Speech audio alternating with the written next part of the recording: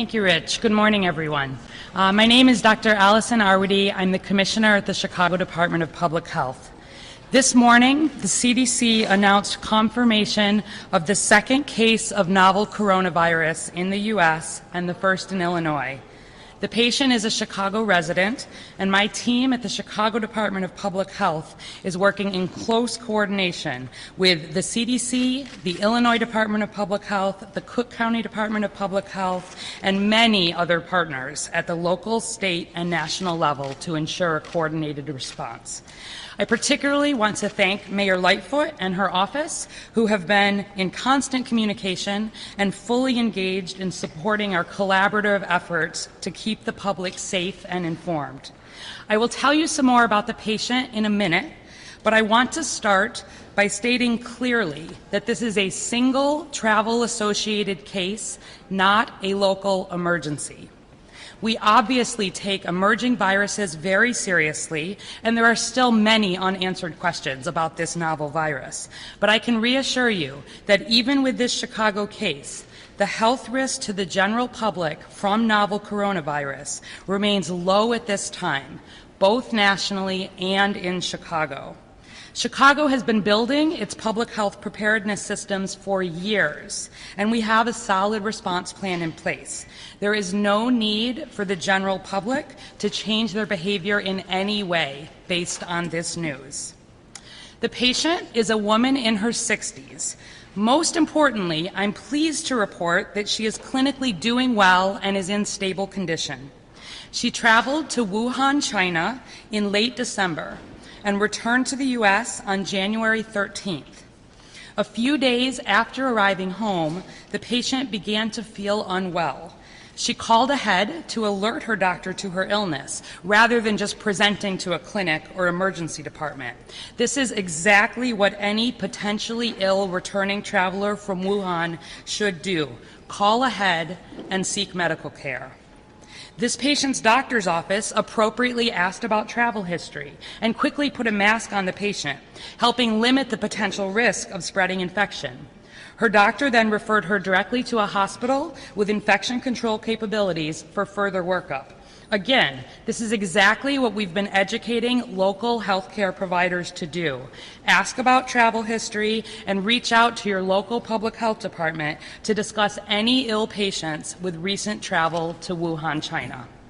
Hospital staff then placed her in the appropriate setting for infection control, performed a full clinical workup, including ruling out more common viruses like influenza, and worked with public health to arrange testing for novel coronavirus at CDC.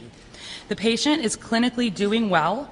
She is currently in stable condition and remains hospitalized primarily for infection control. While we will be following her course closely, the patient's story so far highlights the way public health messaging and awareness are working locally, as well as the importance of coordination and awareness in the clinical setting. The patient has been very helpful as we've been gathering information about her contacts in recent days. She was not symptomatic when flying. And based on what we know now about this virus, our concern for transmission before symptoms develop is low, so that is reassuring. She has limited close contacts, all of whom are currently well and who will be monitored closely for symptoms. We will also be monitoring the healthcare workers who have cared for and continue to care for this patient. Since returning from China, the patient has had very limited movement outside her home. Now that this test is positive, we will continue to collect and confirm even more information about her activities and contacts. But we know already, for example, that she has not taken public transportation. She has not attended any large gatherings. And actually, to our best knowledge at this point, she has not had extended close contact with anyone outside her home since returning from China and prior to admission to the healthcare system. So this is all very reassuring in terms of infection risk to the general public, which again remains low nationally and locally. Anytime a new virus emerges, we are reminded of how small our world is and of how critical it is to invest in building strong public health systems. I want to thank the federal, state, and many local partners who have worked together and prepared, not just to respond to this case, but over many years to ensure the Chicago area is well prepared to respond to emerging infectious diseases. I'd now like to hand it over to Dr. Jennifer Layden, the Chief Medical Officer and State Epidemiologist at the Illinois Department of Public Health. Sure. My name is Dr. Allison, Allison, Arwady, Arwady. I'm an MD, and I'm the Commissioner at the Chicago Department of Public Health. Thank you, Allison. Hi, my name is Jen Layden. I'm the Chief Medical Officer and State Epidemiologist for the Illinois Department of Public Health. Can you spell your name? Yes, Jennifer, Jennifer, Layden, Layden. I would like to start by thanking our Governor, Governor Pritzker, state leadership, and IDPH's Director, Dr. Ngozi Ezike, as well as the Chicago Department of Public Health, other local health departments in Illinois, healthcare partners across the state, and the CDC for the coordinated and collaborative work on this rapidly evolving situation. It is because of the diligent work by healthcare professionals that we were able to identify this confirmed travel-associated case of the novel coronavirus quickly, while also taking measures to prevent others from being exposed. IDPH has been closely monitoring this international outbreak and began proactively preparing in the event the outbreak expanded. We began providing CDC guidance, resources, and recommendations to local health departments, hospitals, and clinicians across the state, and developed a dedicated web page with resources for the public and health partners. We have sent several health alerts and updates to local health departments, clinicians, and hospitals across the state, and held a webinar for local health departments this week, which had over 200 participants, and a webinar for clinicians and hospitals, which had over 500 participants. We will continue with frequent, scheduled communication with local health departments, clinical partners, and other key state partners. Coordination between the hospital, local, and state health department allowed specimens to be shipped and tested at the CDC quickly. This coordination between providers, hospitals, and public health is critical for our continued effort to best respond and reduce further transmission. The Illinois Department of Public Health will continue to partner with the CDC and has invited a CDC team out to our state to assist with this investigation. IDPH is ready to bring testing online to our state labs once the test is available from the CDC. We will continue to communicate and coordinate with our local health departments and numerous clinical partners as we respond to this evolving situation. I will now turn this over to Andrew Velasquez from the Chicago Department of Aviation. Thank you.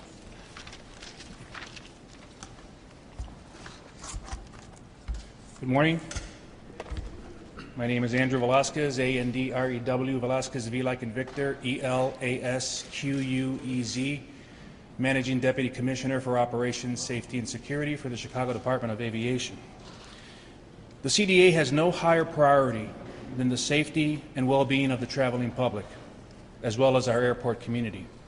From the moment information came to light about this particular strain of coronavirus, CDA safety and security team has been closely monitoring the situation and interfacing with our federal and public health partners, particularly CDC, CBP, and Dr. Arwady's team at the Chicago Department of Public Health.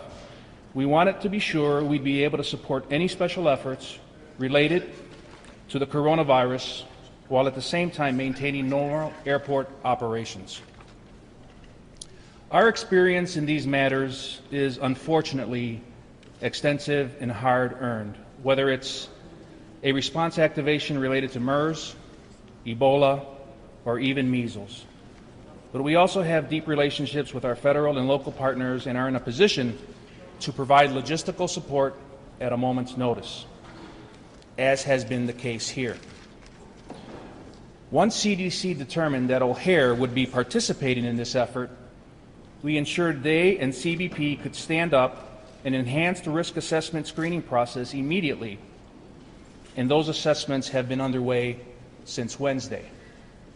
In addition to our valued travelers, we are working hard to ensure the tens of thousands of individuals who make their living at O'Hare Airport have the most up-to-date information on the coronavirus, as well as ongoing efforts to keep the public and our airport family safe.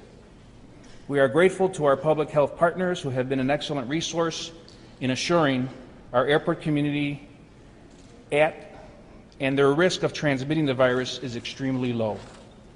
Later this morning, our CDA emergency management team will convene a briefing call for airport stakeholders, and we will be distributing additional information about the coronavirus to all airport employees, as well as reminders about what steps all of us can take to maintain good health. We are committed to providing both information and reassurance, and in this case, those go hand in hand. Thank you very much, and we will now open it up for any questions that you might have. Thank you.